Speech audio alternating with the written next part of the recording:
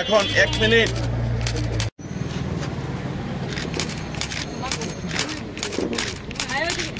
আমরা সকলেই জানি যে আমাদের ত্রিপুরা রাজ্যে আমাদের ভারতীয় জনতা পার্টির প্রথম শহীদ শ্যাম হরি শর্মার আজকে পূর্ণতিথি আমরা পালন করছি।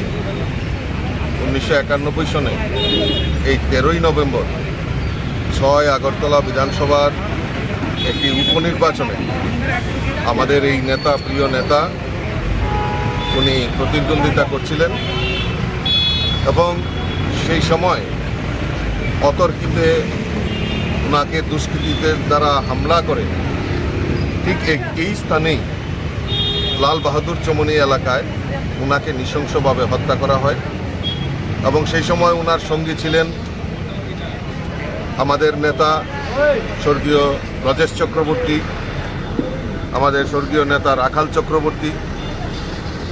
ওনারাও আহত হন এবং সেই সময় শুধু রাজনৈতিক এই কংগ্রেস সিপিএমের ঘৃণ্য ষড়যন্ত্রের শিকার আমাদের শহীদ শ্যাম হরি শর্মা।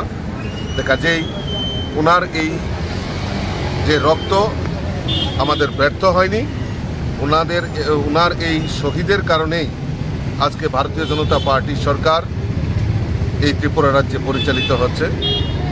আর আমাদের সরকারের যে প্রাথমিকতা সেটা হলো ল অ্যান্ড অর্ডার, আইন শৃঙ্খলা। এই রাজ্যের আইন শৃঙ্খলাকে উন্নত করা শুধু নয়, যে মানুষ যাতে শান্তিতে বসবাস করতে পারে তা সুনিশ্চিত করা সরকারের প্রাথমিকতা এবং সরকার সেই দৃষ্টিকোণ রেখে কাজ করছে। আজকে ওনারা সেই সময় মনে করেছিলেন যে শ্যাম হরি শর্মাকে হত্যা করে বিজেপিকে রুখার একটা প্রয়াস এবং ষড়যন্ত্র করেছিলেন, কিন্তু মানুষ তার জবাব দিয়েছে। কাজেই আজকের এই পবিত্র দিনে আমাদের মনে হয় যে আমাদের এই শ্যাম হরি শর্মার রক্ত বৃথা যায়নি। এই শহীদ শ্যাম হরি শর্মার রক্তের কারণেই আজকে ভারতীয় জনতা পার্টির সরকার হয়েছে। কাজেই সন্ত্রাস এটা মানুষ কোনোদিনও চায় না। মানুষ চায় শান্তিতে এই ত্রিপুরা রাজ্যে বসবাস করে মানুষের উন্নয়ন এবং এই ত্রিপুরা রাজ্যের উন্নয়নকে ত্বরান্বিত করতে আমাদের সরকার, আমাদের কেন্দ্রের নরেন্দ্র মোদীজি সরকার, রাজ্যে মাননীয় মুখ্যমন্ত্রী প্রফেসর ডক্টর মানিক সাহাজির নেতৃত্বের সরকার, এই সরকারের প্রাথমিকতা এবং মানুষের জন্য কাজ করা, সমাজের প্রত্যেকটা বর্গের জন্য কাজ করা এবং সেই প্রাথমিকতা নিয়ে কাজ করছে।